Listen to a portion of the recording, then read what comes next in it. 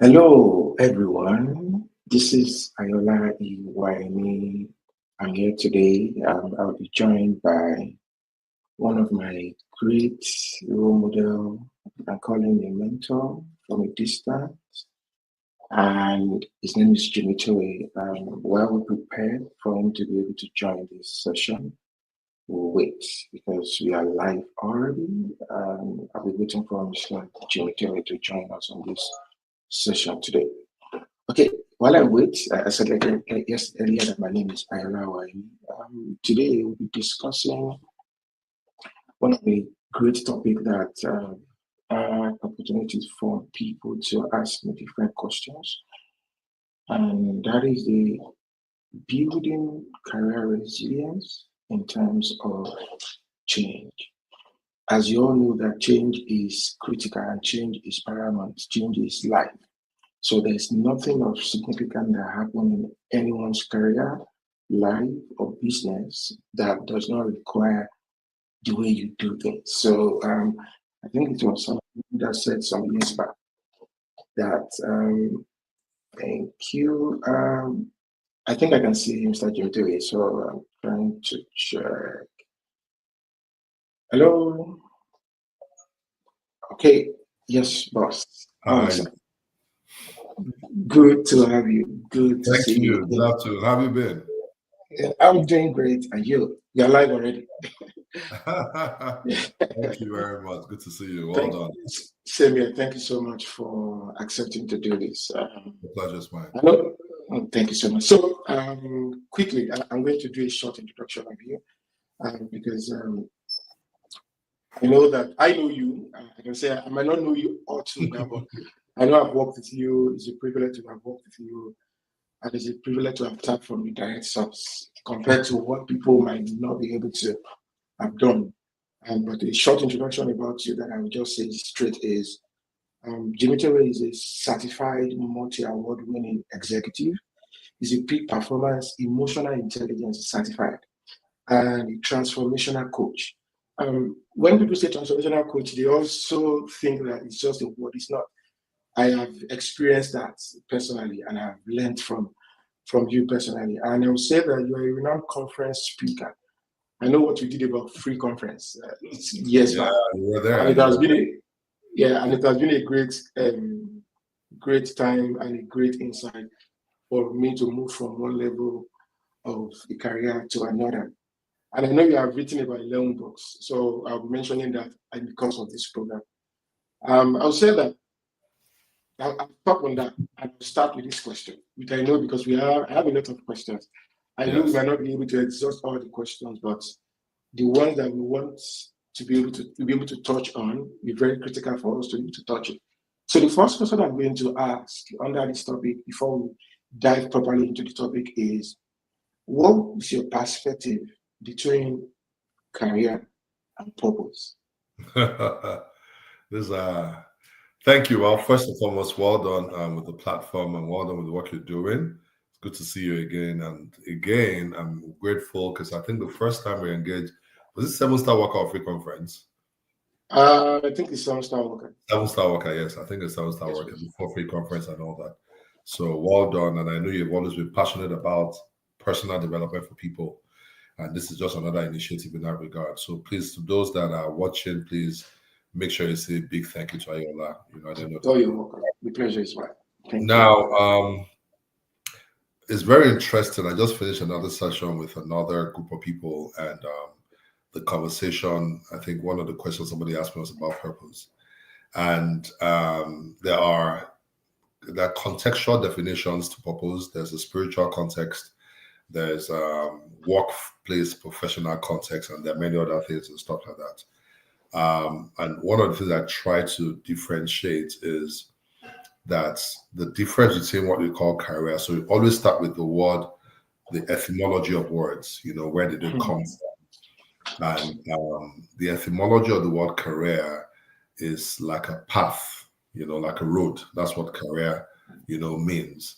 And the idea behind it is kind of like a path you take that moves you from one place to another. Now, every path has, the road ahead of it, but ultimately leads to a destination. And so the idea behind it is this, that you must first become aware of the destination and take the path that will get you to that destination.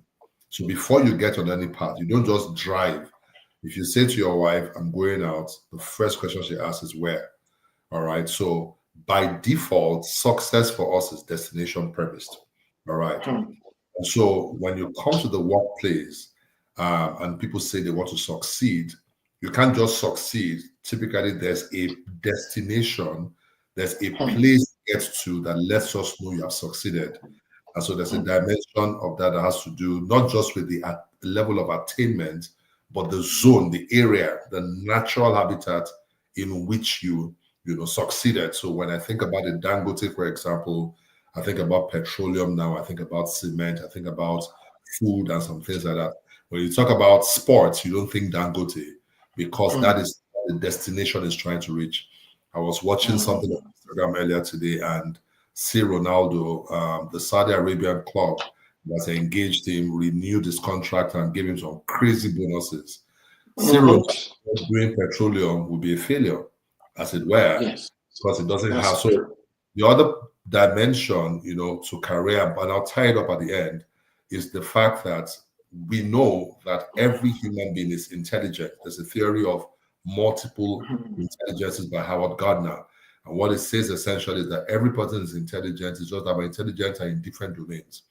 Now, unfortunately, the educational system that we have is usually, it measures just some dimensions. So, for example, some people are word smart, some people are picture smart, some people are space smart, spatial intelligence, some people are kinesthetically smart, and all those kind of things. So, still, Ronaldo is kinesthetically smart, all right? Dangote might be smart with numbers, and things like that. I'm word smart. I know my own field. So the idea also is that you can't succeed outside of your smartness. You get my point? You can survive, you can struggle, you can be there, you'll never be at the top in that field. So when we talk about the word career, it's the path that takes you to the place of becoming the full version of you. I tell people that a job, ideally in the design, is meant to allow you to be you. But the challenge many people have is that they go to jobs that they can do, but it's not who they are. So you take a chainsaw to cut grass. It will cut it, but it knows are meant for trees. You get my point? So ultimately, the idea behind it is that in picking careers, ideally what should happen is that from the early years, I mean, when we were in Nigeria, they told us, do an exam. That exam will determine you are going to do arts, science, or commercial. If you fail physics, you know. And that was a level of assessment, but it's not succinct enough. It's not broad enough. You get my point? Because there are people, for example, that are music smart, that from that point should have focused. Imagine if people are focused at that level, by now they will be doing global things. You get my point? So education should actually be determined by your natural intelligence. You get my point? So at the end, the reason, let me now switch a bit to purpose. The reason why people talk about purpose, most times, as I'm done executive coaching, career coaching over the years, the number one reason why people do a lot of, these questions about I'm looking for purpose is because they have attained a level of success, but they're looking for meaning. That's actually what happens. So a lot of them, it's either they are very confused and frustrated and they're just looking for a route forward, a path forward, or they have climbed a ladder, they're at the top and they're saying, is this all there is? So purpose basically is something that is transcendent. It's an ideology that this is why I was born. This is why I was made. You get my point? And for those who are, inclined towards what some people call esoteric, what we call spiritual, and all those kind of things, we believe that God has a purpose for your life, even when it comes to your career, the marketplace. For those that don't believe and all that, they feel it's probably within the domain of impact to say, I'm doing something that is impacting others, because true fulfillment is not about you, it's about what you do for other people. You get my point? So I know I've spoken broadly in different dimensions, together, and you can get your answer from there. Yes, I think I agree with you, because when you don't know the purpose of what you are doing, quote unquote, you might not get the result you desire, because except you don't know what you want. And I have realized that over time that in life, when you don't know what you want, you'll be given what you don't even know you're supposed to get. So it is important for individual to be able to understand the purpose and then understand the career. So that takes me to the next question. And I know you understand why I'm asking this question. So I know that some school of thought that believe that what you studied in school is what you should follow as, or should toll as your career. So what's your perspective versus what I studied in school? For instance, somebody studied accounting. So quote and unquote is a must, you must be an accountant.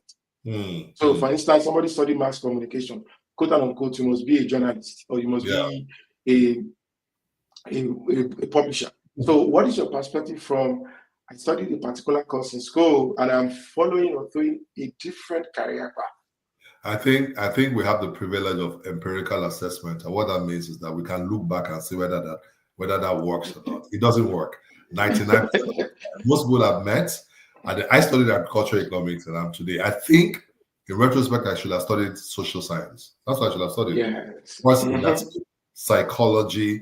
I think if I did psychology, I think I would have thrived. I got through. I got a second class upper, but I didn't. I think there was only one course I enjoyed. It was a management course. That was the only class I used to sit in front. All the other ones I studied back. You get my point? Because I found it interesting. It triggered something on the inside of me. So I think that the challenge is that even is about the educational system, in an within the African context, there is a poverty even within the education space, such that it is almost an opportunity to go to school.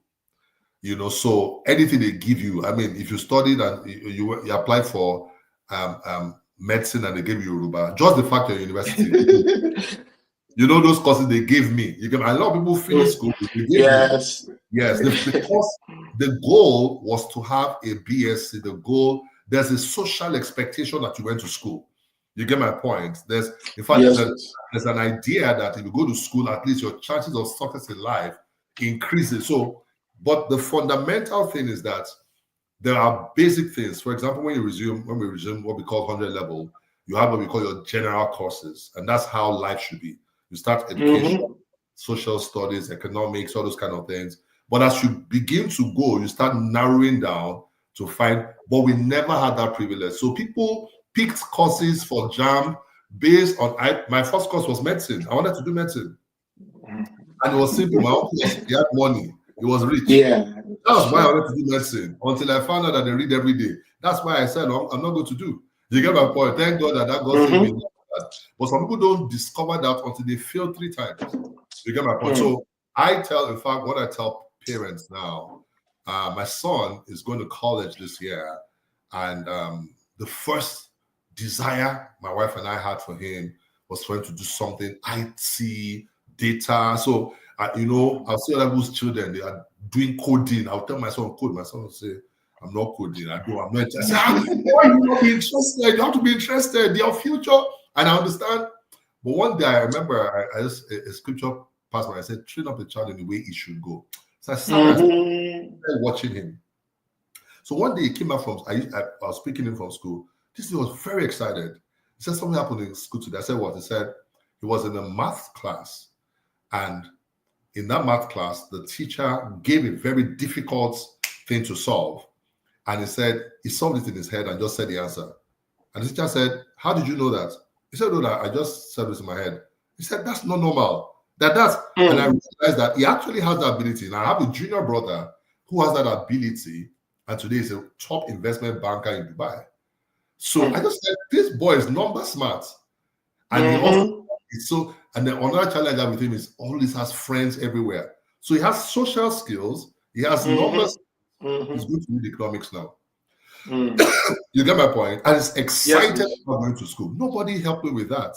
You get my point? So I think that, generally speaking, the idea behind is that for us, it's late for us, maybe for our children, change the narrative. For us, you don't need to do what you studied. We are still discovering ourselves. So align yourself.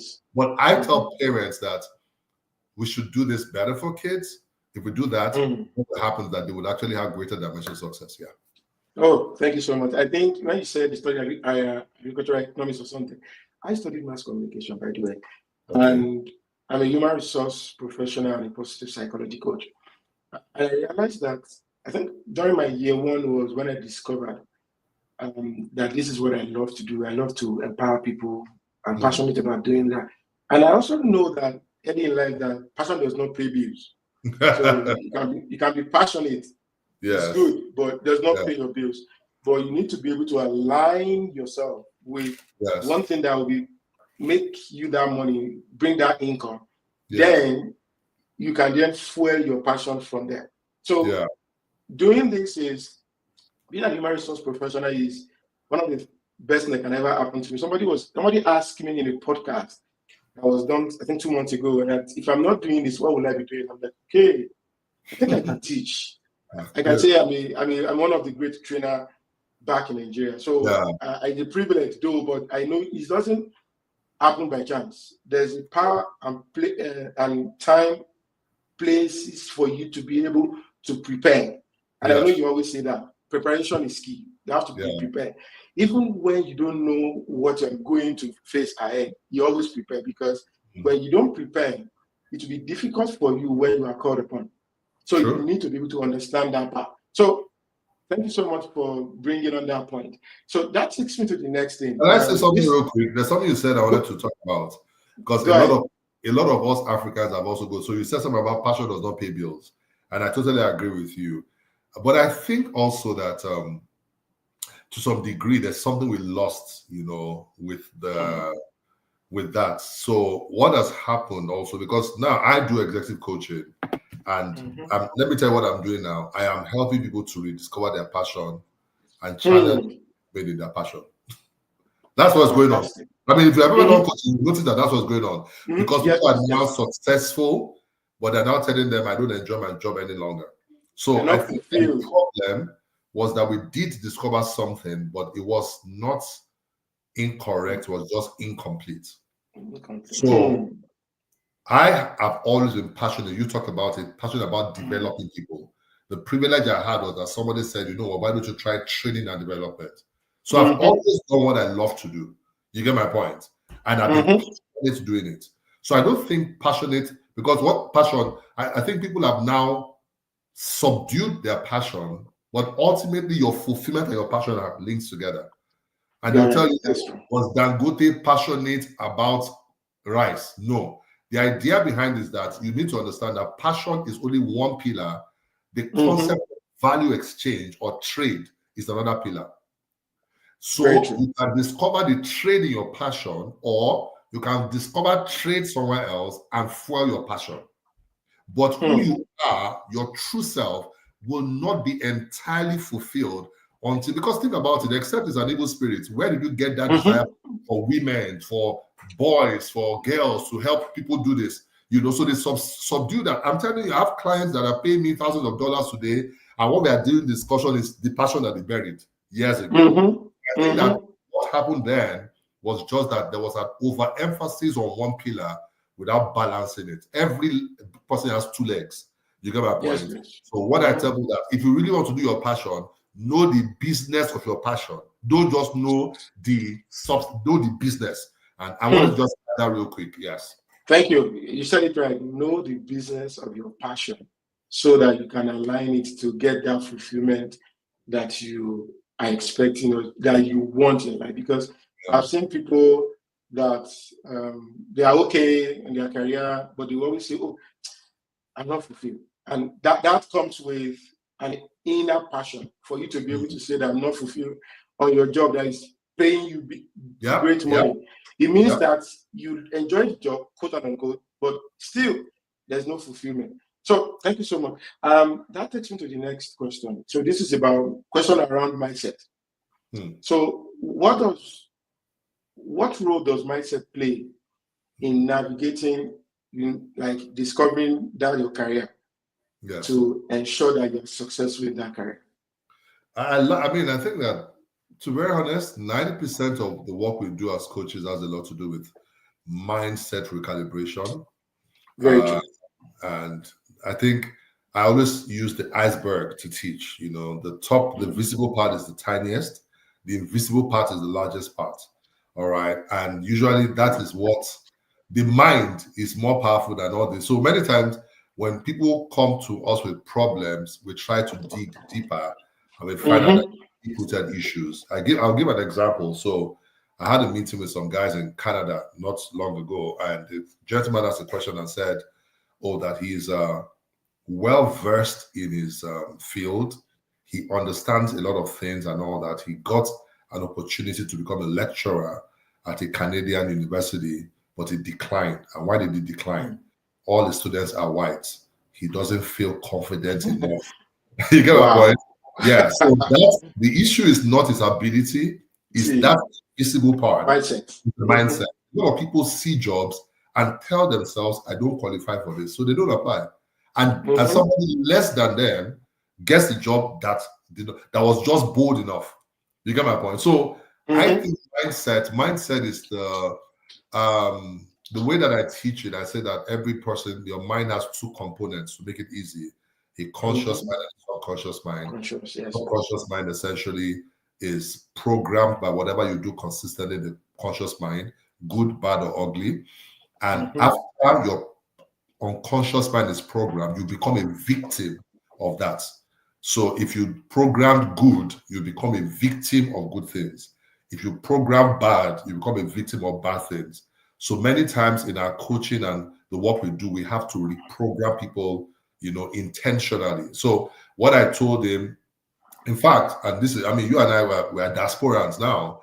I recently concluded a study that I did, and it's the next thing I'm doing. I'm going all out for Nigerians and Africans in diaspora, because a number of us are shortchanging ourselves because of the limited identity that we carry about ourselves. We tell ourselves our accents is why people don't hear, but I tell people that why are you watching Indian videos on Project Parliament that you can hear them? So, listen to you. People will tell you that, oh, they're already biased, they're racially biased. I mean, you're going to try all the same. You get my point? So I'm big, you know, and I'm trying to bring, in fact, tomorrow I'm doing, maybe later we'll talk about this, a free webinar I'm doing, because it's a big issue, mindset. So you're telling me about mindset, I'm excited about it because 90% of the time, the problem is the mind. The mind, a programmable tool. So if you buy a laptop now and you install a virus, it will start misbehaving. If you buy a laptop and you install a program, it will behave. So the installation, so whenever you see behavior that is not giving the results that you want, go and check the programming. I've seen a lot of people, for example, that are in meetings, they have the answer, but they don't speak up. That's not village people. That's your mind.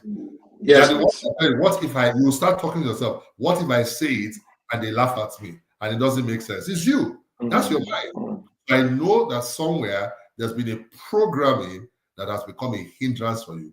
And there are people like this that are programmed so that anytime they see opportunity, they launch for it. In fact, you call them that what is too much. It's not too much. It's their programming. You get my point? You find out that they advance a whole lot more. They make more mistakes, but they learn faster and they're able to advance than those that are too cautious. So mindset is 100 very critical when it comes to transformation.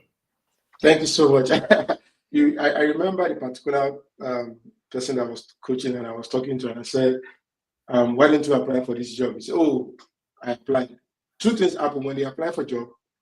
When they now call them for an interview, they ask, oh, can I do this job? And I'm like, so why did you apply in the first place when you 100%. Are now thinking that you can't do the job? I know it's a struggle. I always tell people that when I'm having conversation, you don't need to accept defeat when nothing has ever happened.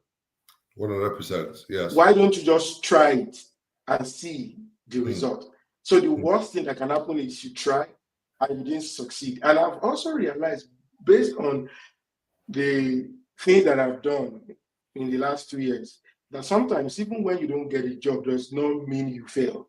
Yes, it's just that the top candidate, the difference sometimes might just be 1%. A little, yes. So if you don't accept that you can do this, sometimes you will not get it. True. And because you have already accepted defeat even before you get to the interview table. So I did a course, a session called Mindset Reset. And I said mindset are notations, assumptions. So Yes. if you believe it, if you believe that it will work for you, most of the time it works. And if you also accept and believe that it will not work, it will not, because it's going to, from what you said, the conscious and the subconscious. It is what you put into it, like our emotional bank, what you drop in there. That you can withdraw. Nobody can ever withdraw from an account that there's no money in. So it is only what you drop in that people then need to be able to. So these things sometimes are not, I don't want to say this, does not require prayer, quote unquote. I get you. It's just a mindset of you taking the step. And that will take me to the next question. Maybe if I have answered this, but I needed to ask this question. How can professionals shift from a fear-based mindset to a growth-oriented mindset during time of change? I like it. I think that I like to use simple models to teach things. Every transformation follows an ABC. A is awareness. You can't change what you are not aware about. That's true. So, and awareness comes with a lot more enlightenment. I think a lot of people are not aware because they're also in comfort zones that don't challenge them for more. That's true. In that regard. So it's always A for awareness. B is belief. Review your beliefs. Spoke about it before. Because what you find out is that once you're now aware, you now realize that there's some underlying beliefs you have built. And beliefs are essentially built primarily from three things. Number one is your upbringing. Number two is the environment in which you operate. And number three is strong emotional experiences you've had. Those things very big programmers, all right, for fear. Fear is a learned competence. Nobody was born afraid. You have to learn fear. That's why when Ayo and I were younger, we watched Superman. We took our mother's blanket and tied it on the neck and went to the top of the stairs. And wanted to jump. It was our auntie that said, "Hey, don't jump." We believe. That's true. Why do we believe? Because that's our default. All right. But that's the thing, that a child's mind is like a canvas. What we paint on it is up to you. Same way now, a lot of us are living with canvases that we painted, others painted, our country that we came from painted. So we have distorted images. At some point, you must take responsibility to repaint what image is on your mind. So because that image will drive everything you do. One of the stories that I heard years ago that really inspired me is about a gentleman called Ige Mokwe, the current chairman. And they said that when he was in GTB, himself and Herbert, well, in GTB, they came in entry level and they grew, and within a few years they became executive directors. 9 years, I think. No, they couldn't become executive directors. Became very senior and eventually became executive directors. But they said that, you know how it is in banking school. First, everybody introduce yourself. This, I studied this and all that. When Ike, according to what I heard, when Ike stood up and introduced himself, the class burst out laughing. And why are they laughing? He said, "My name is Ike Mokwebe. I am a bank CEO in training." First day. So every time he came to work, he came as a bank CEO to learn. Within a few years, he became a bank CEO. Even when CBN removed him because of 10 years or whatever, he went to start Coronation Bank because he had carried that mindset and belief, all right? From the beginning. So A, awareness, B is belief, and C is courage. The truth about it is you are going to have to act in spite of fear. Because neurologically, whatever you have programmed in your subconscious mind forms neural pathways. And those become your automatic default in responding in any situation. And what you need to do is you need to create new neural pathways that are contrary to what you currently believe, but in the direction of the outcome you want to get to. But if you do it consistently, after a while, the brain rewires itself. That is neuroplasticity, all right? The brain rewires itself, and before you know it, what you used to struggle to do, you do it easily. That's how it actually works. So what we do in coaching and what IO does is because it's never easy, because it's always easy to revert to your default, but it's just like a personal coach. coaches are like personal trainer in the gym. You know, it's like, give me 100. I paid you now. Why don't you kill me? He knows why. There's an end in mind. That's what coaches do also. Exactly. And that's actually how this works. So A, awareness, B, believe, C is courage. Start taking steps. Before you know it, you start seeing changes gradually. Thank you. Fantastic. So, because I have in mind, it's like you are picking my question for my mind. So I will ask it. I will ask this question all the same because it's very relevant to this. So I know that in emotional intelligence we talk about self-awareness because we can't take that away. So the question is, in your experience, what would you say is the link between emotional intelligence and resilience in times of change? The truth about resilience, you know, just simple understanding is the ability to go forward in spite of everything against you, which I think is an unconscious competence Africans are built. That's why when Africans travel anywhere, they tend to thrive because they now enter a place, there's no problem. They're like, what are we doing here? Let's start running. You get my point and all that. So resilience is the ability. But the thing about resilience is like, it's like somebody that's trying to go to the gym to build muscles. The pain, resilience comes with pain. And many people, their pain threshold is so low, particularly because they don't have the emotional capacity to go on. In fact, anybody that has been in the gym consistently will tell you that when they tell you to do 20 push-ups and you're on 17, the remaining 3 is your mind. You have to tell yourself to do it. It's actually, so it's more mental than even the physical exertion that is there. You get my point? So, I think that emotional intelligence, because again, the self-awareness, self-control, and all those kind of things, you know, I'm all the way to relationship management and all, you know, but the key thing I wanted to just stress is the fact that you can't have great resilience with weak emotional intelligence. You will crash very quickly. That's true. Very correct. There's something called emotional resilience because you have built your emotions such that I was watching a video this afternoon about Aliko Dangote and how last year when he had done his refinery and how the government wanted to stop that, some people connived against him, and how they are not buying his crude, the refined petroleum. Petroleum. And how it took $250 million and bought 4,000 trucks. That it was a crazy move, but that guy has built resilience. There are some things that things that if you see you crying about, you'll be like, why are you crying over this? Because he has gone beyond that. And don't build it except going through process. That's what now people avoid process, and so they don't have the stress. So when the thing now comes, I mean, you're on a project, the project looks like it's about to fail. You can be strong, have resilience with knowledge, wisdom, understanding, and strategy, and rewrite the whole thing, and it's successful. But a lot of people give up. Giving up usually is with people that don't have that emotional resilience or emotional intelligence. How about able to link it in that regard? Yes, please, because I know that there's what we call amygdala hijack, that thinking brain and emotional brain. So people think that even your prefrontal lobe has a work that they do. Exactly. And you can't take it away. So that emotional brain is separate from thinking brain. It is. Yeah. When there are challenges, most of the time, sometimes if you are not careful, what setting is emotional brain? So why are people doing this to me? Why are people that? Why are they not supporting me? Whereas, and I think what people need to do is to relax, go back, and use your thinking brain. Yeah. Because if you are self-aware, you are able to use your thinking brain to say, you know what? Okay, I failed in this. What can I do next? So if I have failed, it means that there is something in this. But if you don't try at all, by allowing your thinking brain to take over, you will not be able to achieve anything. Even if, and I think you are right from what you said, because you need extra emotional intelligence to go through in terms of change, to be able to resist whatever that is coming your way. So they are trying to sabotage what he has built. He decided to.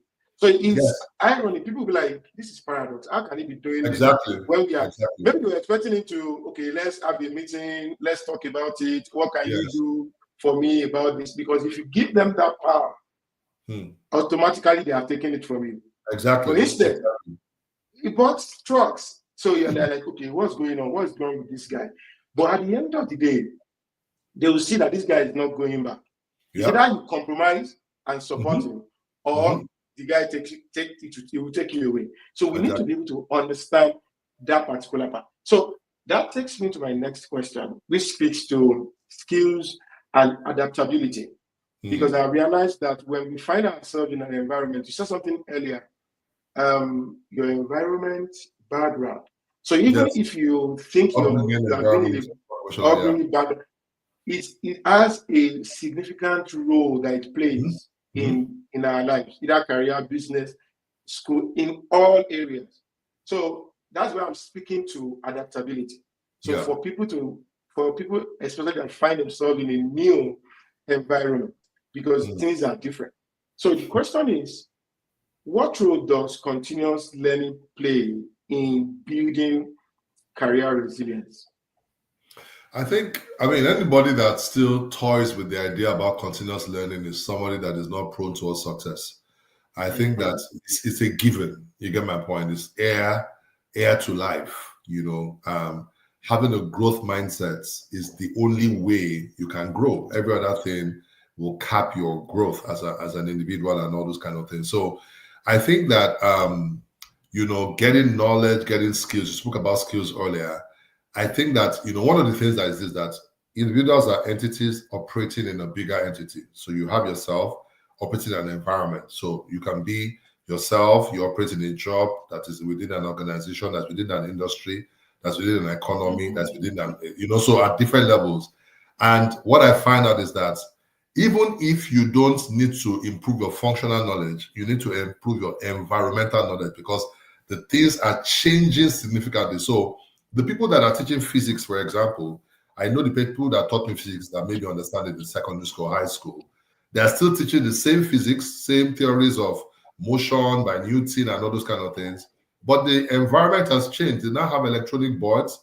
They have things, AI teaching things and all that. So their ability to adapt will determine their relevance today. So you can know and have skill and knowledge, or knowledge particularly, but because you've not learned, you have not grown, continuous improvement is not part of what it is. You think that you are okay because you have the knowledge. Please permit me, there's a man in the Bible called a poor wise man. Wise or poor. And the only reason he could not read the environment he was in. In that environment, you don't deliver the product without signing an agreement or collecting money up front. What happened was that he delivered without anything, hoping that they will reward him. They didn't reward him and life moved on. You get my point? So even as a business person, for example, you need to understand, and that's why continuous learning is functional, it's environmental, it's indoor. There are different dimensions to it. So I think that a person that doesn't want to grow is a dangerous person. He's a caveman. You get my point? Yes. They're dangerous to others. Enough, they'll drag you into their cave with them and you become extinct. Yeah, that's what I think. Thank you so much for saying that. Because I know that sometimes people, when we say continuous learning, non-life learning, people think that, it takes time. It doesn't. So I was having a conversation with someone and said, if you want to learn a new thing and you always say that you don't have time, don't stress yourself. Shut down your social media. For 15 minutes. So that 15 minutes, deny yourself and learn something 15 minutes. I even said start from 5 minutes a day. So it's the power of the consistency. So I know some students thought we say, start big. Think big, start small. Some people say start big. I said, no, you can never start big because you have not even done small. So you need to do 5 minutes. When you are consistent with 5 minutes in learning, and there are several thousands of millions of things to learn online. Even most are free. Start with 5 minutes. Build it up. If you know you are lazy with hard copy books or learning, there are audio books, there are online books. When you do 5 minutes consistently over time, by yourself, you move to 10 minutes, 15 minutes. By yourself, it becomes part of you. So what I was trying to help the person to achieve is be consistent and doing this almost every day. And when she started doing it every day, it becomes part of her that she's doing it with ease, without stress, without seeing it. And I said, if you are able to learn for 10 minutes, you have learned something new 1 hour in a week. 100%. So over time, if you increase it by 20 minutes, it becomes a way of life that way you feel like, oh, I have not been to social media today. It's the same way you will feel, oh, I've not touched on my learning. And that alone helps you to be able to see the right thing and for you to be able to move forward. Because as you think that life is changing, while you're thinking it's changing, it's already changing already. It's already changing too. So yeah. So what you think you get to know that took you almost 3 months, something new is out. So I know, for instance, emotional intelligence evolved from 5 points to 4. Exactly. So things are changing because I always say people are growing daily. You mentioned something about process. It is that process that people are running away from. You want to skip the process and you want to get the result. It doesn't work that way. Sure. You need to be able to understand that process is critical.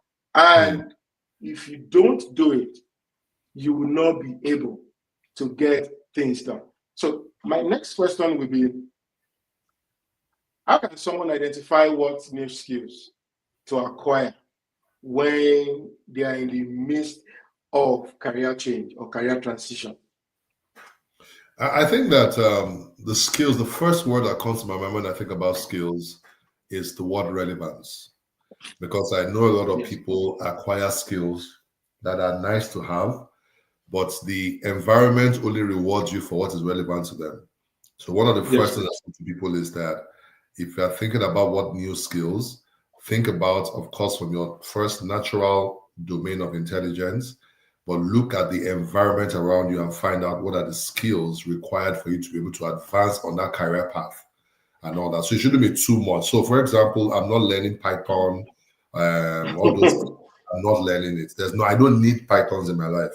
You get my point. For what to do, you get my point. And today, even with AI, without knowing Python, I can do a lot of things.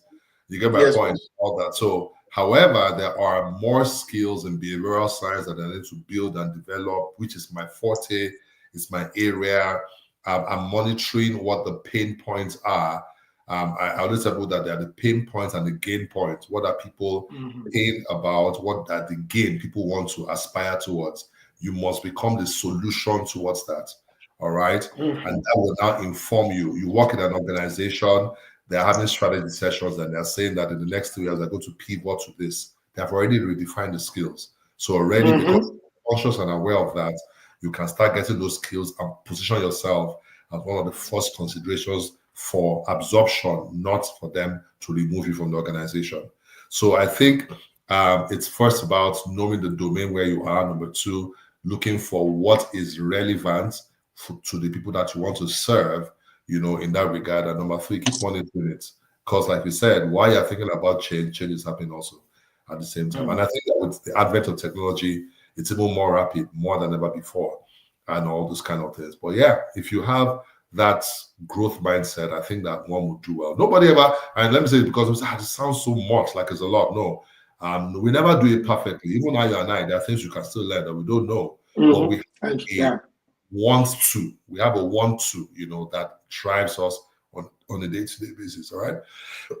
Yeah. Oh, okay. Thank you so much for that.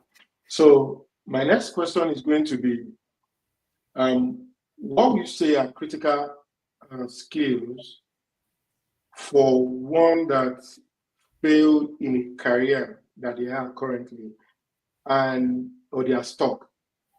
Because I know there are several skills that we know, maybe 2 years ago, they said top 10 skills in 2025. It has changed.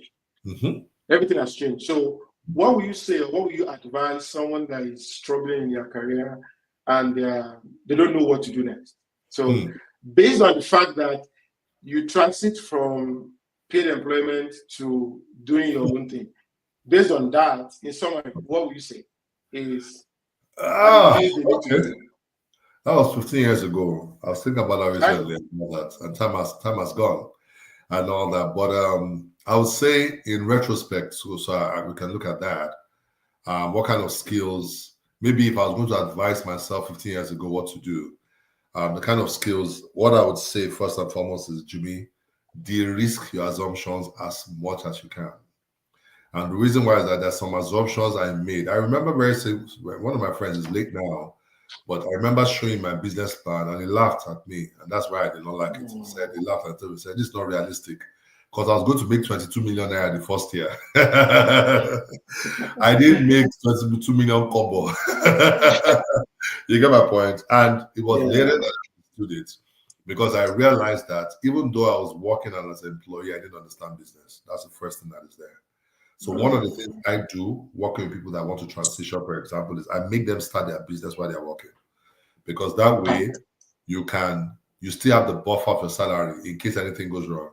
You get my point? It means you're working double. I tell them that you have your 9 to 5, you also have your 5 to 9. All right. So everybody's doing it, you are working hard and all those kind of things. But what I try to challenge them to do is to try to do about 30% of their salary through their business.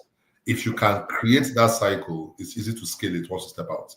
The problem is that people step out and start from zero. So all your learning is in front of you.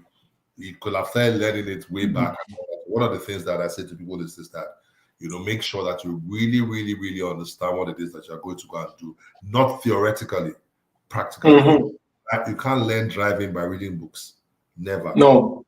Must get behind the steering at the end of the day. So that's one of the things that I say. I think that the other part to it is that, in retrospect, one of the other skills was my relational skills.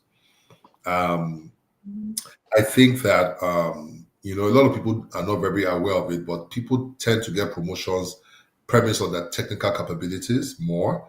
But as you grow as a leader in the system, you are meant to grow your relational capability to be able to influence people to get results done. So they say leaders are not good at get results, but leaders get the people to get the results. And that's a totally different, competence, Yes. People struggling, even they're struggling in a marriage, and once you struggle in marriage, you struggle at work typically. I agree. The skills at home that you used to manage the politics in your home is what you use at work too. You get my point, and all this kind of thing. So what I say to people is that develop the capability intentionally to be able to manage people, read. In fact, emotional intelligence, one of the things we teach is the fact that beyond your own emotions, you also read people's emotions through their body language, their tone, and be able to respond accordingly to get the result you want to get at the end of the day. But many people are not aware of that, and so it keeps sabotaging their results, day in and day out. So build competence in that. Related to that is, the mindset thing. My view, as an African in diaspora, one thing I find is that a lot of people struggle with inferiority complex. I think we spoke about that earlier. Yes. We don't say it, we would never admit it, but we have this inferiority complex where they are white. What would they think about me? I don't think they're white. I think they're human. So have a word that defines everybody. I don't care what country you're from. You are human. What does that mean? It means I will honor you, I'll respect you, but you will honor me and respect me. That's what it means. It's very simple. And so based off of that, I can engage anybody. So you find people not networking, all right? The reason why they're not networking many times is that, and I always share this story, how in 2016, I was invited for the African Business Conference in Harvard University. And the evening before, we had a networking session. And I got to the hall a bit apprehensive. I got to the hall, and truly the hall was full of white people. You get my point? And I grabbed a cup of coffee or something, and I was using my eye to see whether somebody looked in my direction. Nobody. Time was going 10 minutes, 15 minutes. I was already feeling embarrassed, all right, because nobody was in the eye and all that. Then in the corner of my eye, I just saw something black move. I turned my eye and see another black guy. He sees me. We have never met in our life. I'm like, hey! And we spent all the time talking. I'm sure that's very familiar for a lot of people and all that. Realize the fact that somehow we felt inferior to those people. Because what stopped me from walking up and saying, hey, my name is Jimmy, how you doing? What's the worst case they will do? They slap me and arrest them, we'll sue them to court, and we win some. You get my point? So a lot of people need to be helped in that regard, because those relational skills are very, very, very, very important. Let me just stop there. I mean, there are many other dimensions, but I think that those are two that I think that would be very good. So thank you so much. I think we are wrapping up in the next 5 minutes. So, but this I had to talk about this. That's what I call strategy and planning. So how do someone balance long-term career plan or business plan with short-term adaptability? I think that the ability to see far and do near. Let me say that again. See far and do near. Your eyes and your feet must be aligned. That is even in your anatomy, it gives you an idea about success in life. A lot of people, they are seeing something and their legs are going somewhere else. That person is not a proper human being. Your legs are facing where your eyes are facing at the same time. And so, and every time you realize that your legs are going somewhere else than your eyes are looking, you become dissatisfied and frustrated. All right? So one of the things I say to people is this, that number one, always have something ahead of you. But that thing ahead of you, you must be flexible with it, because you'll be shocked that in 5 years, they'll do something totally different. The environment has changed. A new opportunity that you could not see before has opened now, and now you can see in that area. All right. So, but at every moment, your eyes must be open. You must be able to see something. We call it vision. In the day, your future is served to you in days.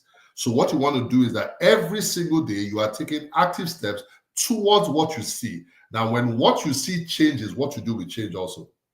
But you must be doing something, but you must be seeing something. Everybody is designed that way. I find people that get into what I call the blip. The blip is where you are doing without seeing, without thinking. And what happens is that many times you have a job 3, 4, 5 years, you now become a victim. It's when there's now a crisis, you now realize something is wrong. I was coaching a lady one day and I looked at her resume and I said, so this 8 years, I've been on this role for 8 years. She said, 8 years? I was like, so is this your resume? Yes. He realized it was 8 years. You can, and she was living that life, but she did not realize that. So I always, advocate for that. But yeah, simple principle: let your legs face where your eyes are. Your eyes speak about the future. Your legs speaks about, that's where your rubber meets the road. Doing something every day in that direction. Yeah. Thank you so much. I have one last question, but before I ask that question, and so I don't know if you want to do this, but talk about 10x better. Okay, so that's fine. So because I realized that there is a capacity for, so I've used this example before. So when you get to a room, for instance, it's dark. You don't need to do anything than to just turn on the switch. You don't need to stress yourself. You don't need to just turn on the switch. And if your home is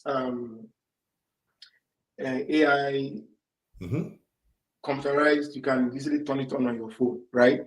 Yes. But nothing happens if you don't take a step. So to be better in life, I realized that is an intentional act that requires you to be able to move. So I've never seen anyone that I like to watch tennis.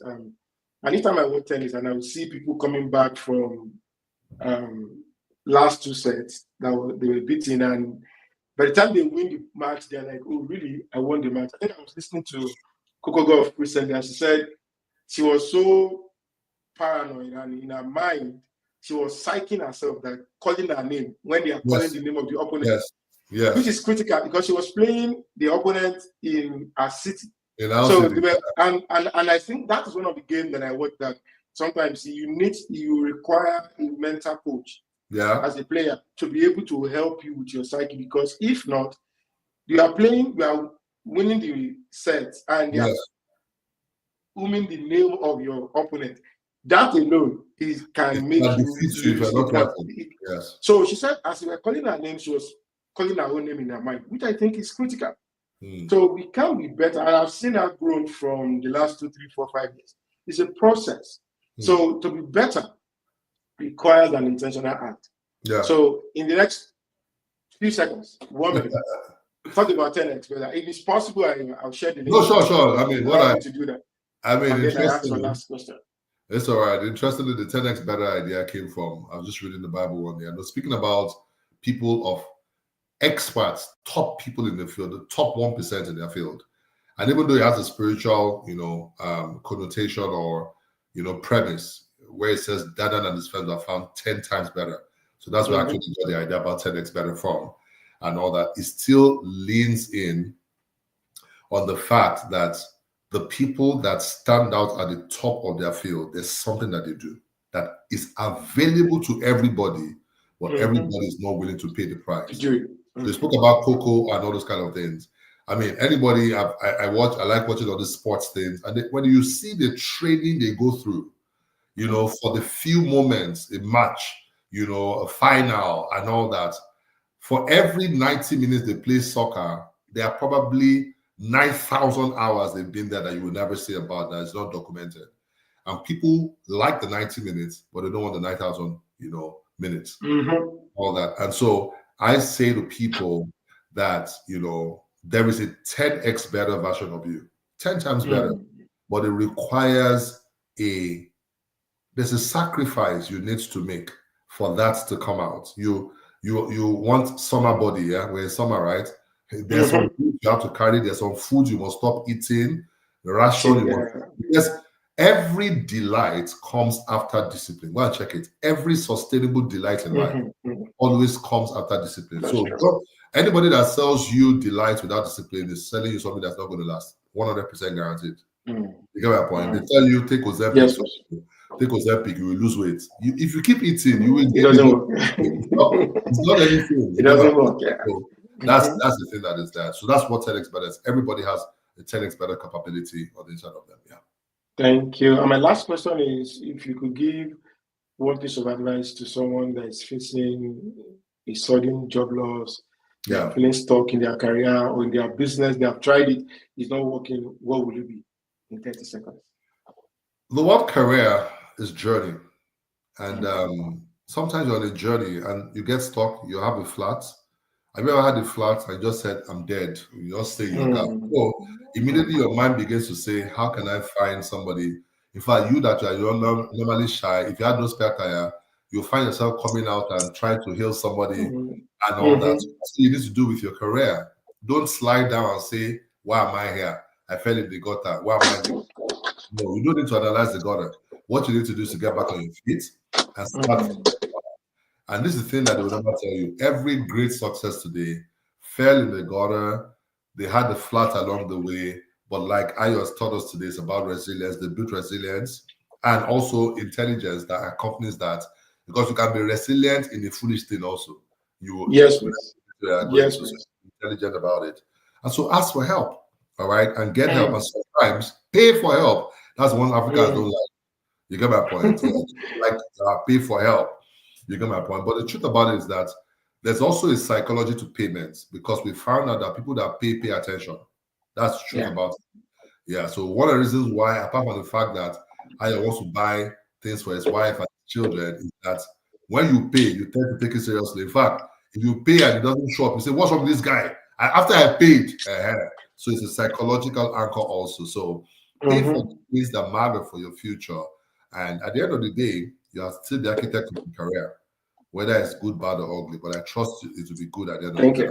Very best for that. Thank you so much. This is profound, and I think I have to go back and share this. I'll share this on Instagram and be able to tag you. Thank you so much for your time, and it's a privilege to have you, and it's priceless. And we'll see some other time. Thank you so much for everyone from joining, depending on where you are joining us from. And do have a great day. Thank you. All right. Bye-bye.